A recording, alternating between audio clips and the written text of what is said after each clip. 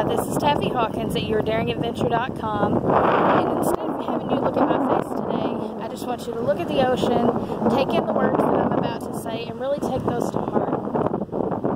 In coaching, we deal with a lot of self-reflection, so in therapy, you may go to your past, you may look for patterns and things like that, and in coaching, we do a faster version of those things, but we require a lot of self-reflection. So I was working through a few things myself, and one of the questions that popped up is, why don't I have what I want right now? And that's an interesting question. And when you look at the reasons, and I'm looking for concrete reasons, not just excuses, like, okay, Taffy, what is it? Why don't you have everything that you want right now? You've been working so hard, you're educated, you're capable of all of these things, and why don't you have the things that you want? And one of the things that I came up with was the fact that I haven't asked for help. So I've always been a person, I consider myself a real problem solver, and it's something I take great pride in.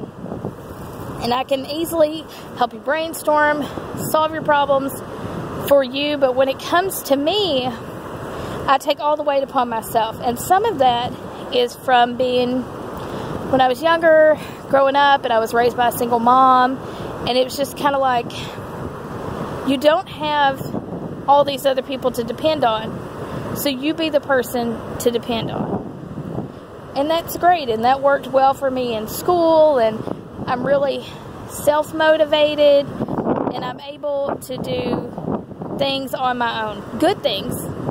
But sometimes we want more than good things. We want those great things. And the great things often come with collaboration, or more importantly, taking the limits off the situation. So when I'm doing things and it's all on Taffy, then it's all according to my own limitations, my mental limitations, my physical limitations, financial limitations. So I've got all of these things, all these self-imposed boundaries that are holding me back from the things that I want. And the thing about it is, when we can do it all on our own, then God doesn't get the glory for it.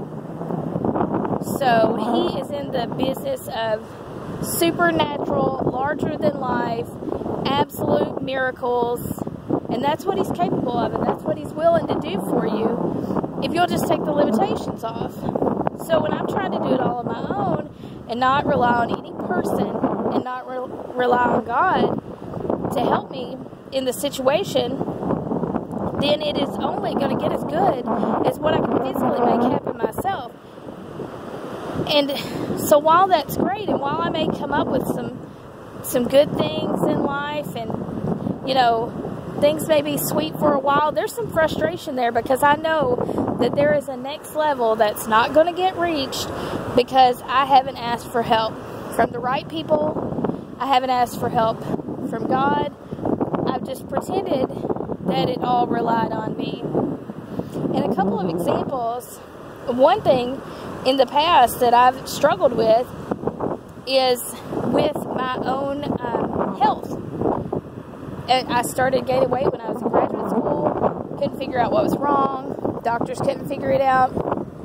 I used all the knowledge that I had, which was 2 degrees in exercise science, so I figured out, if anything in this world, I could fix this, I mean, I surely know how to fix this problem for myself. I've helped so many people. Certainly, I have it in myself to be able to solve the problem, and only I didn't, and it wasn't until I started seeking out other knowledge and helping to work collaboratively with other people that I'm able to tackle my own issues.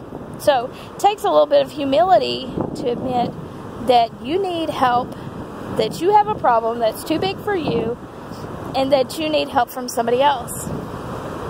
Also, when we have these God-sized dreams, then we kind of need God to help us out, right? Because if we don't, then our dream will only be as big as the physical and mental limitations that we have on ourselves.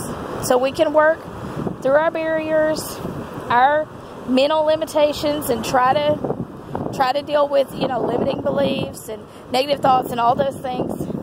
But if you want the big stuff, then you have to tap into something that isn't necessarily just on you. And that's a wonderful thing. And then when great things happen, that's an excellent testimony for God and the work that He can do. And for other people to see that, yeah, Taffy was educated, she worked hard, and she was really trying to do big things in her life. But it wasn't until God stepped in that these magnificent God-sized things happened. Then when you do, the greatness that happens in your life becomes your testimony.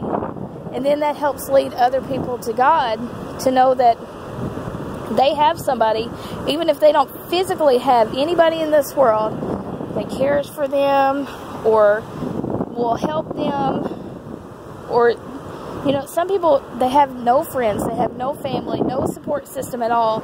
And even when you have nothing, then, God's up to something for you if He'll just allow it. So, part of my work this week for myself is to be more allowing, to get rid of the thought that it has to be all on me, and that great things can happen when you collaborate, and even greater things can happen when you collaborate with your Creator. So what you see here is just a small fraction of what God is capable of. There are people on the beach, so we're talking billions of cells, billions and trillions of drops of water, more sand than you could possibly count, and every cloud in the sky. And if He is capable of all of this just for this small beach in South Carolina, then what more could He do in your life? This is Taffy Hawkins from YourDaringAdventure.com. This is Your Daring Adventure. Are you ready?